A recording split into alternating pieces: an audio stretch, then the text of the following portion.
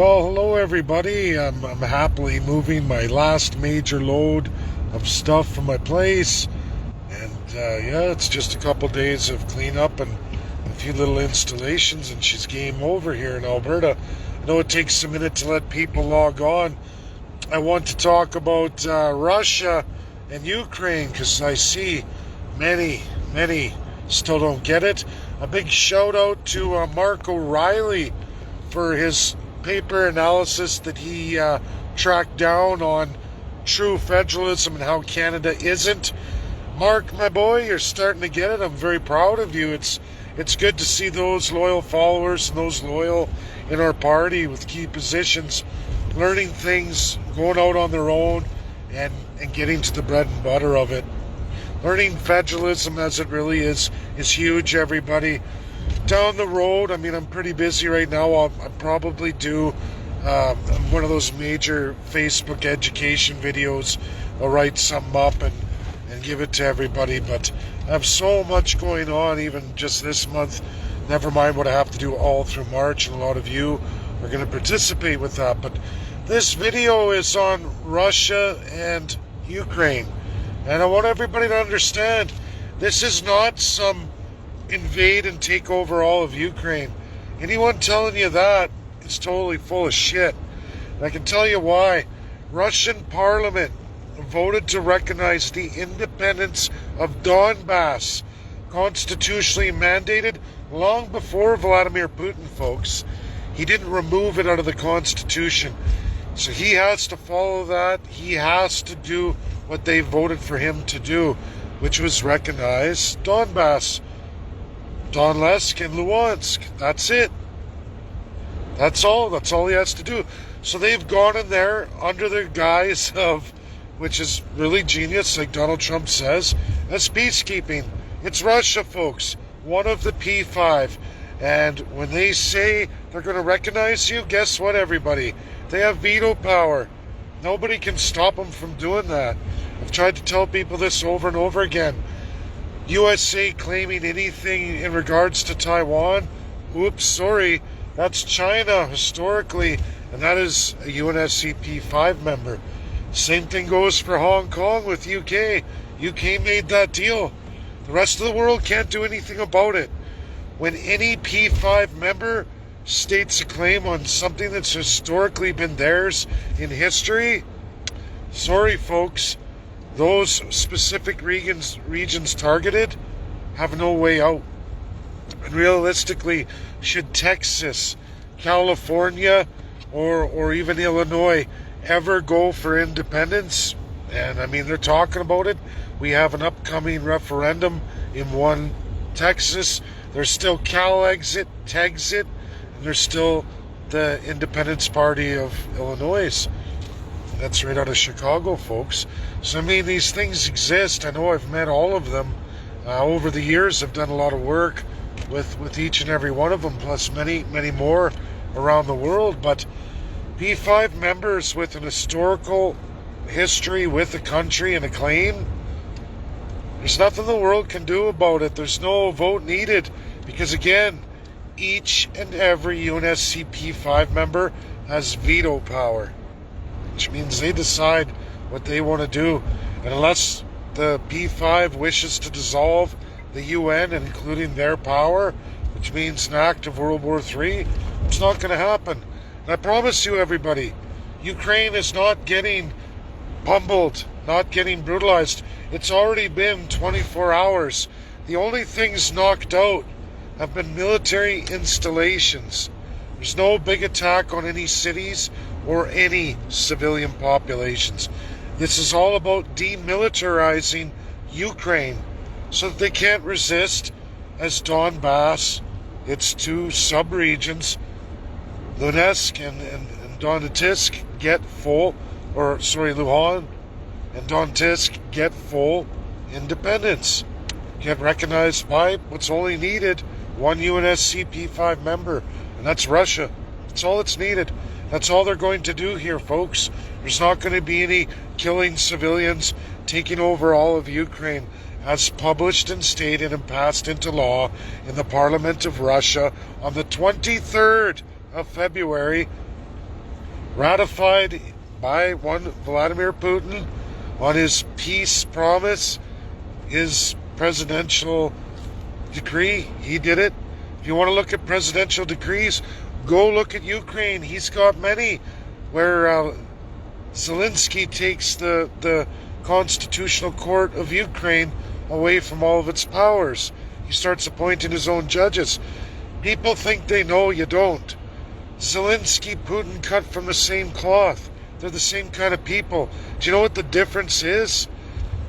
Donbass is almost all exclusively a majority, all of the Eastern Orthodox religious belief system. That's in majority, major majority. Also, Russian-speaking Donbass citizens in both regions, whopping majority. Russia's their first language. Kiev wants to administer Ukraine. That works for a lot of Ukraine. No doubt about it, folks. Unfortunately, Russian history, USSR, before the World War II, before the United Nations, that was history with the Soviet Union and Ukraine. That's what happened. We can't change history. The populations that grew from them many, many decades after, we can't change that. Ukraine wants to change them, wants to change it, make it into a different culture, a different speaking citizenry. You're gonna get rebellion. And they did. There's a reason why all these different regions are rebelling. To blame it all on Putin, it's an overreach. There aren't mega amounts of journalists dead or arrested. Has those shenanigans been going on? Of course. Technically speaking, in the convoy, several journalists were beaten and arrested in the convoy just here in Ottawa, and we went under the Emergency Measures Act. Why is that not talked about?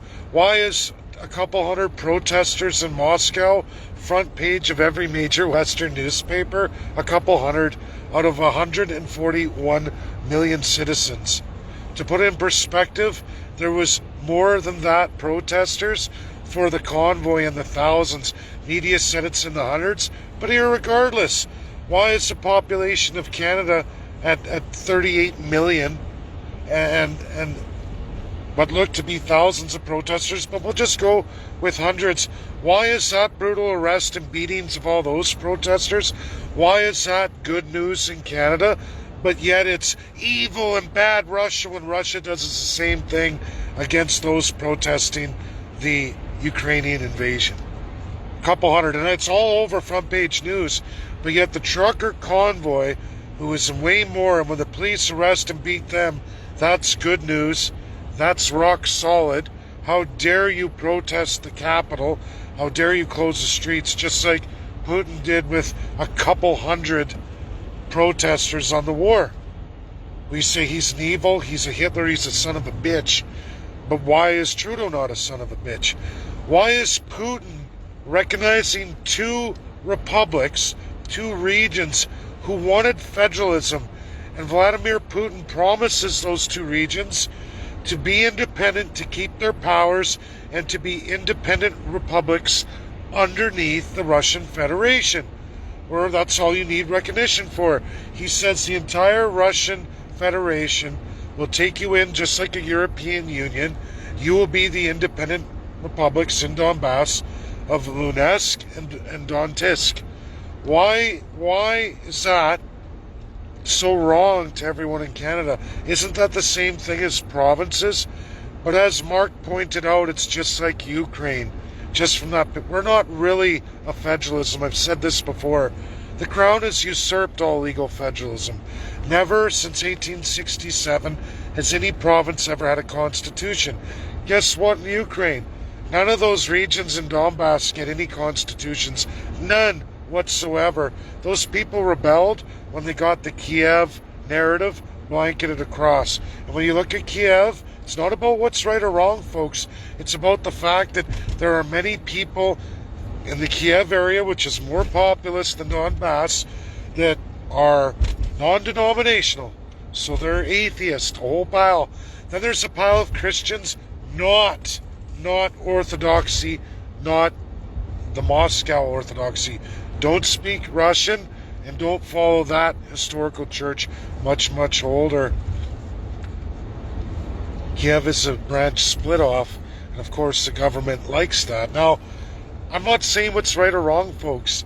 What I'm saying is, as it really is, Russia has bound and passed many, many historical human rights laws in this world. Whether you want to believe it all or not, it's not the issue. It's that it's real, it's credible, and it's verifiable, passed in the UN. One of which was the end of enfranchisement for all the First Peoples in Canada. So all the women no longer lost their status when they married a white man. Okay? Deeply racist, perverted, sick stuff that went as far as Russia and decolonization. You can look at it in the 70s, and what led up to that, all three laws led by Russia, and the world passed it in majority, and it wasn't vetoed no, it was abstained from. So that's not a no, and they passed in majority. It's world-binding law. Canadians, people in the world, you got to learn this stuff. You can ignore it. All you're doing is playing into the hands of corruption. Zelensky, Putin, the reality is, I don't like their systems. I still don't even like Russia's system, but I respect the idea that it exists and it's favorable and stable for 141 million people, and there's not big giant rebellions everywhere, contrary to what people say. They're true federalists. You will not find that in Canada. We're a fake federalism. We were to write that in, but no one's ever done that. And because of that, through the Crown, your federal government overrides everything, much the same as President Zelensky. $38 million corruption a year in Ukraine for almost 50 million people. Or, sorry, 44 million people. Well, guess what, folks?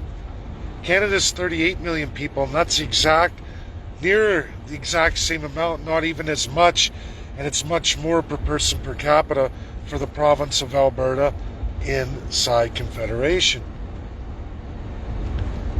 There's no way Donbass could ever legally get recognized in any referendum because they can't follow the Constitution of Ukraine, because every Ukrainian gets to vote for it. If you're taking a vast amount of money out of one region and giving it to the other regions, who are they going to vote for? They're not going to vote for what's right.